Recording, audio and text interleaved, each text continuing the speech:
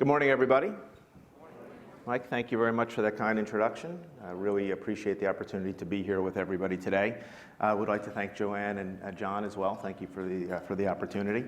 AIM has been a powerhouse here in Massachusetts, representing industry for over 100 years. And I had not heard the story about the founding of AIM Mutual, but from, was it $200,000? And borrowing money from policyholders literally to get going, to now having 18,000 companies as customers and $300 million in surplus. It's just an amazing success story. So love to hear about another mutual that's been successful. So really neat. So I'm going to take a little bit of time to give a shameless plug for MassMutual. You'll be shocked to hear, right? To tell you a little bit about our history, our purpose, and more importantly, about the future of the company. I'm going to talk a little bit about how important it is that we keep Massachusetts competitive, that we don't take for granted the success that we've had over the last 20 years, 25 years. Because if you look around at other states that have made decisions that haven't been as positive, you can see it's very difficult to pull out of that kind of tailspin. So I really want to talk about that. MassMutual was founded back in 1851. It was actually $100,000 with 31 people, right, which is a lot of money back in 1851. And it's unbelievable today, after those 31 folks started selling policies to friends and neighbors, we have 5 million friends and neighbors. The $100,000 has grown to over $25 billion. And I'd like to thank everybody here who might be a policy owner, a member of our company, or a customer of MassMutual, because we certainly have an awful lot of folks. We've been investing in Massachusetts since the beginning, and we're really pleased to be really focusing on Massachusetts today. So, great thing about being an old company, you got all these great old pictures, right? I have the hats. I'm wondering when hats are going to come back, by the way. But and I have to laugh because this back then was considered regular workspace. This is the new thing, right? This is open workspace, open floor plan. So it's back because I just gave up my office and we now work in a neighborhood as well. So from a time when the Civil War hadn't even yet happened, when there was no electricity, there was no telephone, the sophisticated delivery system was a horse and carriage. Fast forward to today, and the company has come a long way. Again, as a mutual company, we're owned by our policyholders. Again, no normal person thinks about life insurance, by the way. So if you haven't, don't feel unique. But because we are owned by our policyholders, we can think about a long-term business in a long-term way. And to just give you an idea about how long-term the business is, our oldest policy on the books today was issued in August of 1927. Okay, the policyholder is 103 years old. And he's been with us 92 years. By the way, that is unusual because most typically our oldest policyholder is a woman, as women live longer than men. But from the beginning, from the time the policyholder who's from Pennsylvania bought his policy to today, we've been doing one thing, and that is helping make sure that people secure their future and protect the ones they love. And it doesn't matter how technology changes, it doesn't matter what happens in the world, we think that this purpose is going to serve us well for a very long time. So every time we have employee meetings, every time I write memos, try to remind everybody about what we do because it is a different kind of business than many others. What are we trying to do? We're trying to meet people where they are. We have over 8,500 advisors around the United States. Here in Massachusetts, we have 3 firms with 1,500 advisors, employees, and brokers. We offer retirement and voluntary benefits, as well as writing a lot of business with institutions. And increasingly, we are getting to customers the way they want to be interacted with digitally. And again, this interaction of people and digital we think is absolutely critical. Massachusetts has been great.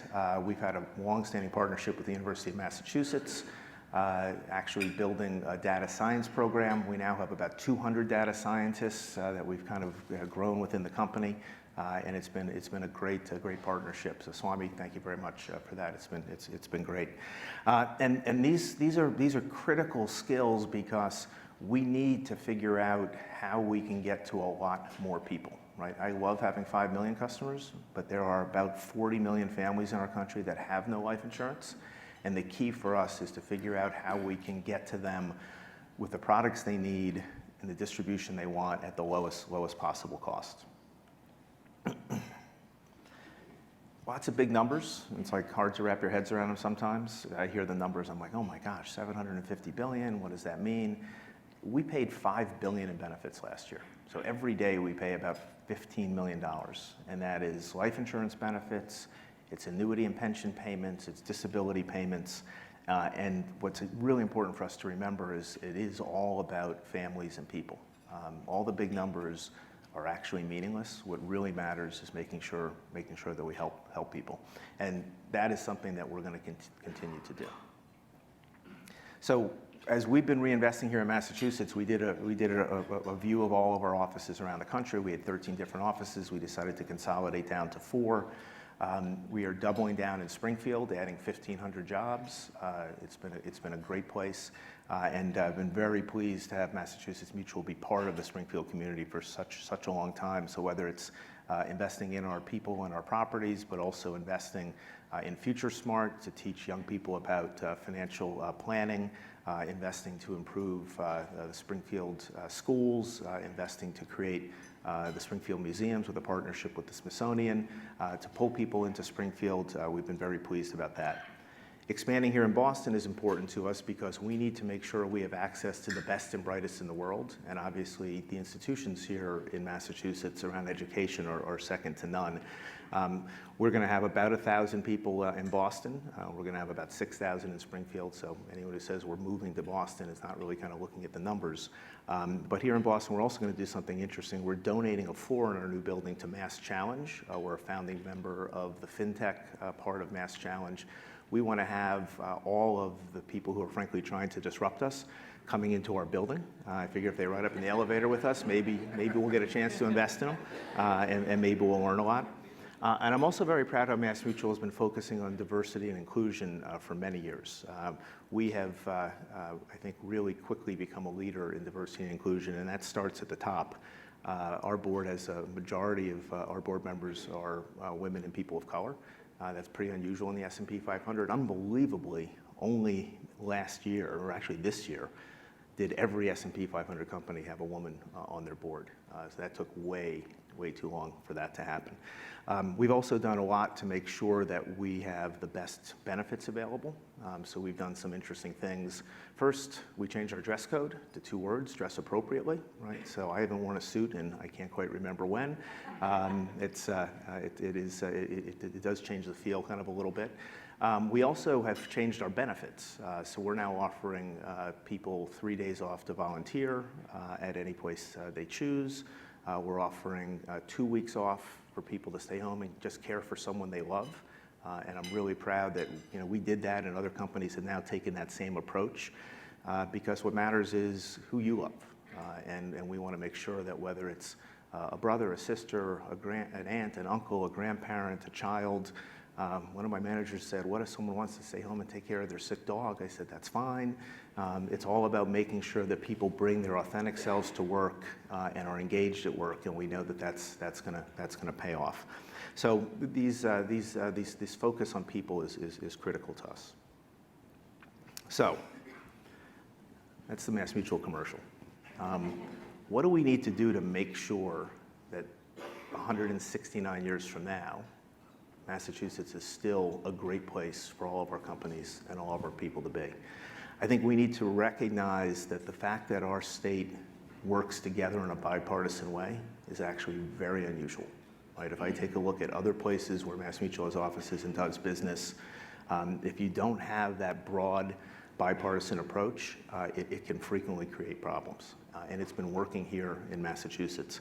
To give you an idea, last year we had over $7 billion in venture capital investments here in Massachusetts. We had the second most IPOs of any state, only following California.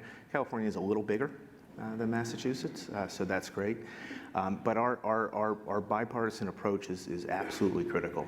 The other thing that's absolutely critical is that we continue to have a balanced approach with business, right? If it is very easy in today's political environment to just hammer away at big businesses, business being bad, but business working together with our employees and our communities is an absolutely critical way for states to move forward.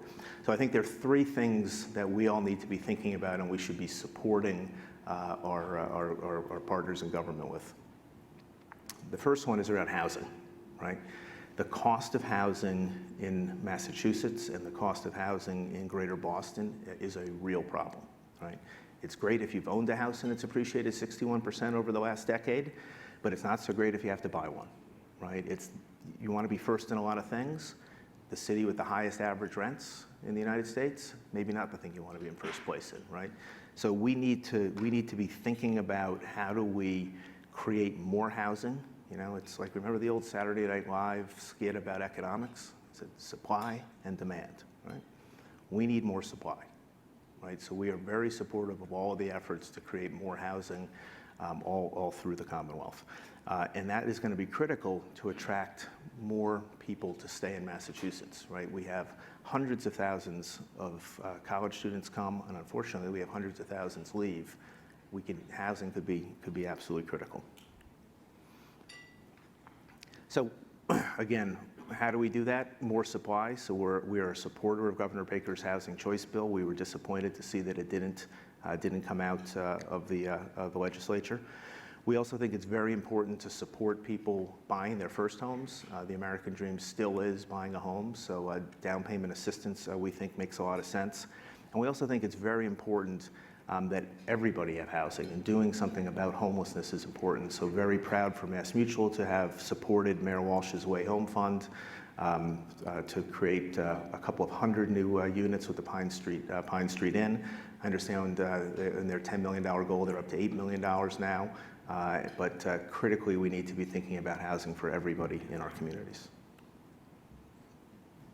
The other big problem, transportation.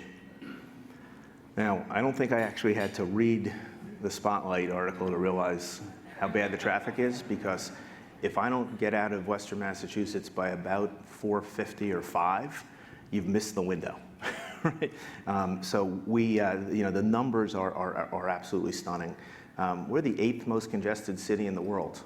By the way, I've spent some time in Asia. That's saying something because there's some congestion. There's congested there. Boston is actually the most congested city in the United States. So again, the issues are big, and I think again we need to be thinking about a lot of different pieces here. I think business has an obligation to try to support our workers using public transportation. I think we need to put more money into the T and make sure that it is reliable, because if you can't depend on public transportation, it's going to be a lot tougher to take it. So this is absolutely critical. The other thing we think makes an extraordinary amount of sense is East-West Rail. And we're very pleased to see Representative Neal talking about this. We're very pleased to see the investment in the Union Station in Springfield. We're seeing it work, by the way. The trains running north-south from Hartford and Connecticut up to Springfield are really changing things. If we could have one seat, 90 minutes, Springfield to Boston, it would do a tremendous job of helping us with transportation, getting cars off the road. It would also open up new housing, because if you have reliable transportation, you might be shocked to know this. If you go, there's something called 495.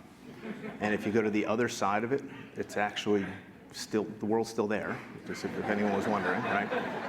And land is actually less expensive. And less expensive land allows you to build less expensive housing. And less expensive housing allows workers to be able to spend less of their money on housing and more money on other things that are important to them and their families. So I think there is a huge opportunity for East-West Rail, and I would just encourage everybody. There are going to be 100 reasons why it's too expensive, doesn't make sense, the technology doesn't work. If you've been to places like, I was in the Globe this morning, Paris, somehow France, which isn't necessarily the best organized place sometimes, they can have a great world-class transportation system. If you go to Europe, high-speed rail connecting cities like Frankfurt and Cologne. If you go to China, if you go to Japan, if the rest of the world can do this, there's no question in my mind we can figure out how to have a track that goes 90 miles from Springfield to Boston. So I would encourage everybody to please support this. By the way, if you're worried about the environment, which we all are, this is another tremendous way to reduce the amount of carbon going into the air, because less cars, less carbon. So this really ticks an awful lot of boxes. The third big area we need to be focusing on and not take for granted is education, right? So we hear all the time, we've got the greatest schools, and we do. We have the greatest centers of higher education, and we do. But we need to continue to focus on education because the education of the future is going to be different than the education of the past. We were very happy to see the $1.5 billion education bill get passed this week, and particularly to support students in low-income districts. It is, from my mind, completely unacceptable to have such disparate education outcomes in areas that are so close together geographically. Right? There's nothing more important than investing in human capital. Right? We know that the future is a future of human capital, and Massachusetts needs to continue to do this. So we are very supportive of this effort. There are two places that I would suggest we should be thinking about. One is early childhood education. Right? The return on investment in early childhood education is absolutely huge. Right? So investment early can result in, by some studies, up to $800,000 of benefit to the child. So investing in early childhood education, we think, is absolutely critical. And then at the other end of the spectrum, we need to be thinking about vocational training. Right? We have fabulous four-year educational institutions, but we also have a tremendous shortage of skilled workers. Right? So whether it's two-year associate degrees, certificate programs, and vocational training, apprenticeships, we should be celebrating the opportunity that this creates for good-paying jobs here in Massachusetts, and it's another place that I think we need to be putting more of our investment dollars in. If we're able to do this, we're going to have better educated members of society. We're going to have them be better trained. That is going to be a win-win for everybody. And again, if you take a look at some of the studies that are out there, think in the order of 5 million worker shortage next year. By the way, in Western Mass already, I talked to folks that are running businesses that have any kind of manufacturing element. They have a tough time finding enough skilled workers. So we think that this is a real opportunity. So Massachusetts has the best of everything. We've got an unbelievable history, right? We've had an unbelievable run over the last 10 or 15 or 20 years, and I think we've got an unbelievable 10, 15, 20, 25 years ahead of us. It's always been a place where we've thought about progressing to do better, right? And it's up to all of us to keep doing that, to pay it forward. And if we're able to focus on housing, focus on transportation, focus on education, the history of Massachusetts has continued to be incredibly bright. So I will stop there, and I would love to take your questions this morning.